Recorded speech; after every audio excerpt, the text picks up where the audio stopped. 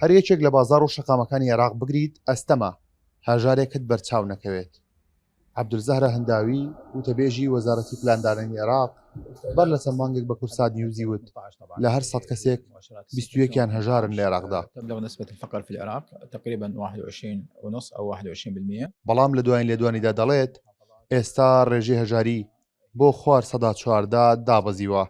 چاودێرێکی سیاسیش پێی وایە ڕێکارەکانی حکوومەتی عێراق سەرکەوتوو بوونە لە کەمکردنەوەی ڕێژەی هەژاری. وەزارەتی تەخطیط پلاندان، وەزارەتی کاروباری کۆمەڵایەتی ئەم ڕێژەیە کە ئێستا لە مەسەلەی هەژاری و نسبەی هەژاری لە عێراق کەم بکرێتەوە، چەند پرۆژەیەکی ستراتیجیش هەیە لە پێشەوە، بەڵام کەی ئێستا لە ئێستا و دەسی پێکات و چکە فترەی ڕابردوو نەبوونی تەخسیساتی پارە و نەبوونی پارە لە وەزارەتەکانە وای کردبوو کە پرۆژەکان تعتیل بکرێت، بەڵام لەو کاتەش هیچ شتێک نەوەستاوە، بەردەوام بوو، مەعاشەکانیش بەردەوامە، دەوڵەتی عێراقیش بەردەوامە.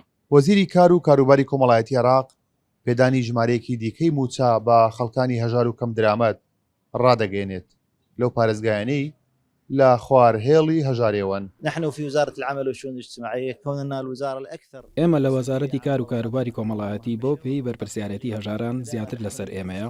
هەڵمەتێکی فراوانی پشکنینی کۆمەڵایەتیمان ئەنجامدا و 130,000 کارتی موچەمان بۆ ئەو کەسانە دەرهێنا کە موچەی چاودێری کۆمەڵایەتی گرتوونێتەوە. لە ڕۆژانی داهاتووش موچە بۆ زیاتر لە 100,000 کەس دەبڕینەوە و لە مانگەکانی داهاتووشدا وەجبەی دیکەمان دەبێت. زۆری نەشیان لەو پارێزگایانن کە لە خوارهێڵی هەژاریەوەن. ئەگەر چی تا ئێستا بودجەی پەسەندکراوی عێراق نەچۆتە بواری جێبەجێکردنەوە، بەڵام چاوەڕوان دەکرێت جێبەجێکردنی بودجە ڕێژەی هەژاری کەمتر بکاتەوە. هەرچەندە ئامارەکان ئاماژە بە کەمبوونەوەی ڕێژەی هەژاری لە عێراق دەکەن، بەڵام حکوومەتی عێراقی لێرەوە هەنگاوەکانی کۆتایی نایەت و دەیەوێت هەرچۆنێک بێت ڕێژەی هەژاری لەوەی کە ئێستا هەیە لە عێراقدا کەمتر بکاتەوە. کارۆ محەممەد کورسات نیوز، بەغداد.